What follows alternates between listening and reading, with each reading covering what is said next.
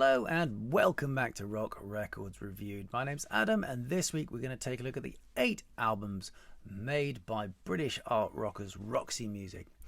Roxy Music formed in 1970 in County Durham in the north of England.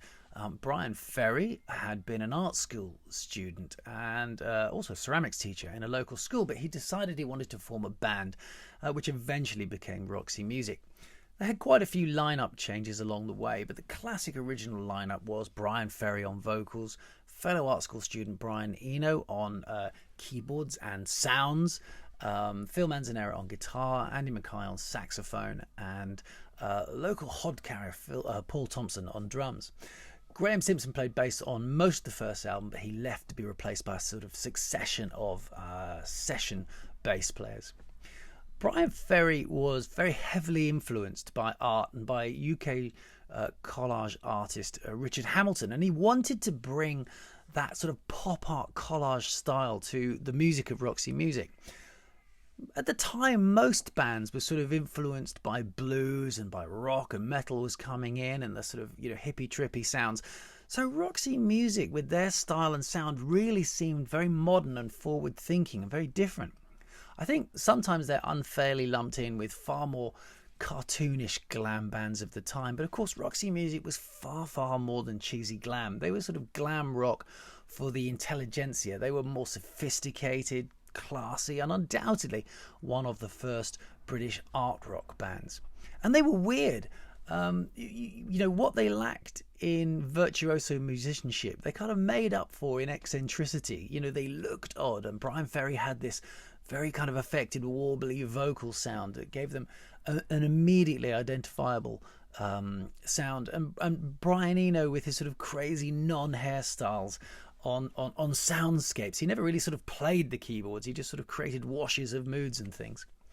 There's certainly a lot of crossover, I think, with acts like Bowie and the more experimental Beatles stuff. And whilst they're not quite as out there as Beefheart or Zappa, they did tread the line between sort of glam rock, art rock, and just playing sort of out there-ness very, very well. It was once said they sounded a bit like 4 or 5 different bands playing 4 or 5 different styles at the same time, and I think that's very apt, especially on some of those early albums.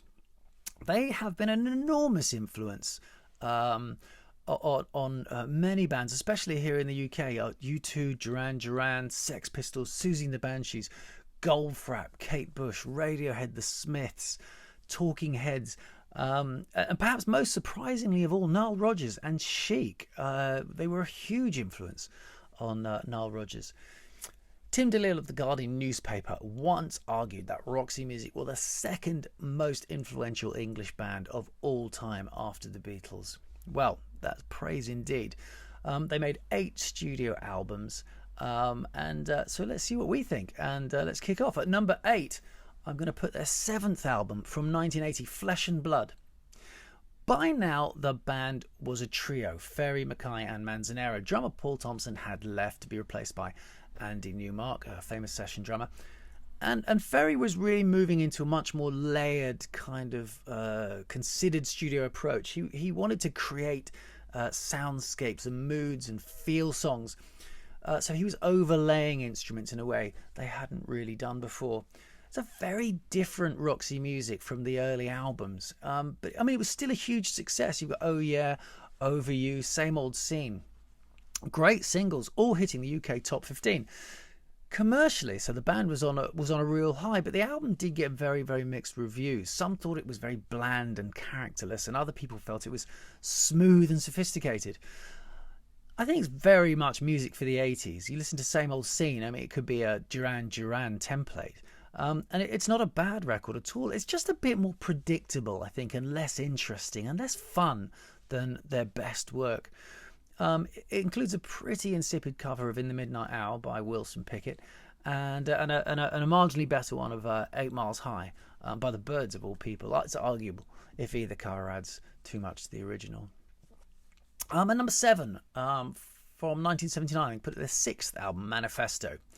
The band had taken quite a break after their 5th album, Siren, to the point where some members felt that the band was all over, but Brian Ferry was really just off having a bit of a solo career, and reconvene the band he did, but without keyboard player Eddie Jobson, and with ex-Vibrators bass player Gary Tibbs who's a bit younger. I think they wanted to add some youth to the lineup. Also, Paul Carrick is in here as a session player of all people. Roxy Music were a bit worried that their audience had moved on. Punk was really kicking in, and they weren't sure whether the appetite for Roxy Music was still there. But as it happened, a lot of punks really, really liked Roxy Music. Susie and the Banshees, particularly, a very, very famous advocate of the band. Manifesto isn't the best Roxy Music album at all, but it does contain some really, really good songs. Angel Eyes, Dance Away being the hits, but they were definitely moving into a new phase now, less innovative, probably more concessions to straightforward kind of tunes. And they image-wise, they were less sequined, they were less shiny, and they looked more suited to the sort of cocktail set in their smart suits, possibly in an attempt to move with times and tone down the glam. But, Brian Ferry was by now a man of some style, and he was adorning many magazine covers as the epitome of a sort of sophisticated jet-set rock star. Eventually, he even bought a castle to live in, and there's nothing more rock star than that. At number 8, I'm going to put their final album, Avalon, from 1982. In 1981... Roxy Music recorded Jealous Guy as a tribute to John Lennon, who had just been murdered. And you could argue they made it their own. It's an absolutely brilliant version, and became their first and only UK number one. So the band's stock was still very, very high. They were still essentially just a trio of Ferry, Manzanera and Mackay. But they went on at this point to record what has been their most successful album. But by now, the clutter and the fuss of all those early albums and early recordings is well and truly gone, and is now replaced by a very sophisticated, sort of sparse moodscape that really connected particularly with listeners in the States. This is by far and away their most successful album in America. I think it's probably because it's sonically the one that sits most easily alongside, the Eagles and Fleetwood Mac and bands like that on FM radio. 3, great hits in Avalon, More Than This and The Main Thing. The album was mixed by Bob Clearmountain, legendary Bob Clearmountain, and he, to this day, has said that not only is it one of the albums he's most proud of mixing, but also the album he gets asked about more than any other, and he did all the Bruce albums. At number 5, I'm going to put their 5th album, Siren, from 1975. This opens with the classic Love Is the Drug, which got to number 2, which was the highest chart single in the UK to that point. And, immediately you can hear the album is leaner, it's crisper, it's neater Roxy Music. By now they'd really fully abandoned all that synth clutter of the first 4 albums. The whole record just seems to be more focused and determined to stick to the good stuff. Many critics regard this as Roxy Music's best album, but oddly it's not really regarded that way by fans, who seem to prefer the more, traditional Roxy fans, who seem to prefer that sort of more avant-garde art rock of the first few albums. Again, it was beginning to get more traction in America, possibly because of the sound being less kind of eccentrically English, for want of a better phrase. Both Ends Burning was another top 30 UK hits, but lots of highlights on here, this sort of Sentimental Fool and End of the Line. But everywhere on this album there's melody, and it's punchier, it's more radio-friendly production, that produced by Chris Thomas, of course, who was to go on to be very famous for that sort of very punchy, crisp melodic production. 371 on Rolling Stone's greatest albums of all time list from 2003, no less. At number 4, I'm going to put their 4th album, Country Life, from 1974. This album was banned in some countries due to its saucy cover. But it was still their first album to crack the top 40 on both sides of the Atlantic. As a singer, Brian Ferry now seems more settled to me. He's sort of less affected, little bit less warbly. Album opens with another brilliant opener in The Thrill of It All. And the whole album is possibly less commercial than Stranded, the album that came out just previous to this. Although the single "All I Want Is You" still peaked at number 12 on the UK charts, co-produced by John Punter. And the sound on this is real pure Roxy music. Many fans feel that with the previous album Stranded, this marks the epitome of the Roxy music sound. Highlights on this album include Casanova, which is another sort of wry look at the emptiness of the jet set lifestyle. Out of the Blue, you've got the Dylan-esque If It Takes All Night, which includes a Brian Ferry harmonica solo. The faux cabaret stylings of Bittersweet that even sort of goes into sort of German language. The country rock at the end of here, sort of Prairie Rose. What's clear by this point is that Roxy Music were becoming a very, very solidly dependable proposition. They'd yet to make a real stinker, and you could argue that they never really did. They were very, very sort of consistent, I think. Peaked at number 3 on the UK charts and number 387 on the Rolling Stones 500 greatest albums of all time. At number 3, I'm going to put their third album from 1973, Stranded. Now, this was their second album of the year. This came out in September 1973. And it was the first album where Brian Ferry was sharing out writing credits. So Phil Manzanera and Andy Mackay both get in on the act on this on a couple of songs. But there were other changes. Crucially, Brian Eno had left by this point. He and Brian Ferry had, by their own admission, a bit of a sort of power struggle, a little bit of an ego clash. What's lovely is that they can both talk about it very openly and quite warmly now. They're both grown-ups, they're both intelligent men, and it doesn't seem to be too much of a grudge there. And as such, it's a much more sort of straightforward album. There's no big, washes of synth everywhere. It's more guitar and piano heavy, I think. And ironically, Brian Eno has since said that this is his favourite Roxy Music album.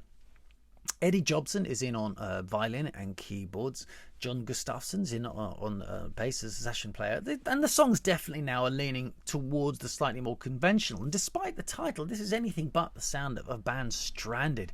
They sound confident on this record, like they're really starting to hit their stride. Maybe Brian Ferry, without the sort of influence of Brian Eno, was able to sort of spread his wings even more than he was before. Mother of Pearl is a real fan favourite. Serenade could be a sort of a lost Springsteen track. And it's on this album that Roxy Mania, I think, really, really kicked in. You know, fans turning up at concerts dressed like the band in the sparkles and the sequins and the glam and everything. And it sort of became more of a sort of lifestyle choice now to be a Roxy fan. And I think that probably a few years later reached its conclusion with a sort of punk glam mashup at the Blitz, famous club in London, from which a whole new scene arose.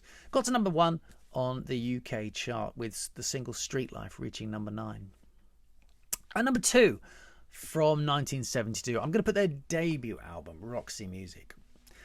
The band was rehearsing and writing and creating artwork before they even had a deal. They were being financed by EG Management, but they finally signed to Chris Blackwell and Island Records when Blackwell had seen the artwork that they were putting together for this first album, which hadn't even been released yet. He was taken by the sort of 50s glamour of the cover, which was kind of reflected in the sort of quirky, undefinable music inside. The album's produced by King Crimson lyricist Peter Sinfield, and it opens with the sort of frantic remodel on which every member of the band takes a solo. And you've got Ladytron, which really sets the template for Roxy Music. It's sort of camp and glam with Ferry's warbling vocal all over it. If There Is Something, which starts out as a country rock song, then moves into a sort of more Bowie-esque, proggy epic, and was ironically covered by David Bowie's Tin Machine many, many years later. The album liberally borrows from the worlds of film and fashion, which all come through in the lyrics. But side 2 on this album is definitely a lot more Eno and synth washy. The tunes sort of start to disappear and it becomes a lot more about textures and moods, I think. Although it ends with the 50s pastiche of Bitter's End. The album didn't have any singles from it. So in order to push the album after it had been released, the band at a different session recorded Virginia Plain. And that got to number 4 and helped push the album further. So a lot of later pressings of this record have Virginia Plain on it, and I think it definitely lifts the album. So if you can find a copy with Virginia Plain on it, I think they're all over the place now actually, that's the one to go for. It's definitely their proggiest album.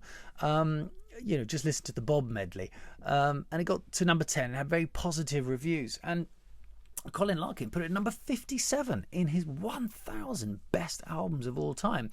But it certainly put Roxy Music at the very, very centre of the sort of glam and art rock movements.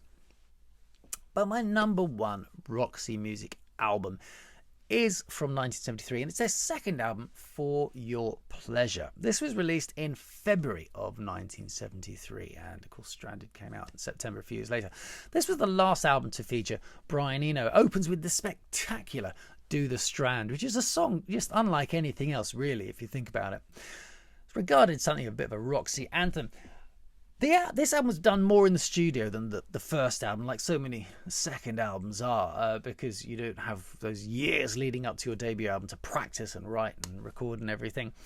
It's produced by Chris Thomas and John Anthony, and as with so many second albums, the whole thing is just tighter, and it just has a more punch and more body to it. Everything is more confident on this record. Ferry's on full-on warble on the second track, Beauty Queen. Funny enough, Brian Ferry has said that this is his favourite Roxy Music album. Editions of You is great Roxy Music fare, but on this album you've got In Every Home a Heartache, which is a real deep cut. But be careful what I say here. Deep cut Roxy classic, which is about a man who has everything, but love. So he buys a blow up doll to for company. Well, that's probably the best way to put it. There are some less brilliant things on here, like Bogus Man, which for me is a little bit of a repetitive plot, but I do get it. I get where they were coming from, so I kind of admire what they were doing at the time. The album, again, it does go very Eno-esque towards the second side. And again, no singles were released from this album. Pajama Rama was released as a promo for it, but not included on the record. And Do the Strand was eventually released as a single to promote their greatest hits many, many years later. The album peaked at number 4, and Q Magazine put it at number 33 on the 100 best albums of all time. And Morrissey, no less, regards this as the only truly great British album. Classic Rock Mag has called it one of the 10 essential glam rock albums of all time. So that is my Roxy Music rundown. I mean, the band split up after Avalon, after a very, very sort of grueling tour of the States. But they did reform 18 years later for some very well-received concerts. And in 2005, they even went into the studio with Brian Eno to record a new album. But, to this day, it remains unreleased because the band just thought it wasn't good enough. Well, there you go. There's honesty for you. And they're kind of reflective, I think, of Roxy Music's overall quality control. As I said, I think every record on this list is worth a listen, and not least for some fantastic singles. The essentials on here, perhaps maybe the first 3 or 4. Would be the ones to go to. Anyway, let me know what you think of Roxy Music. Let me know what order you would put their 8 albums in. But I will see you again very soon for another Rock Records Reviewed. Thanks a lot. Bye bye.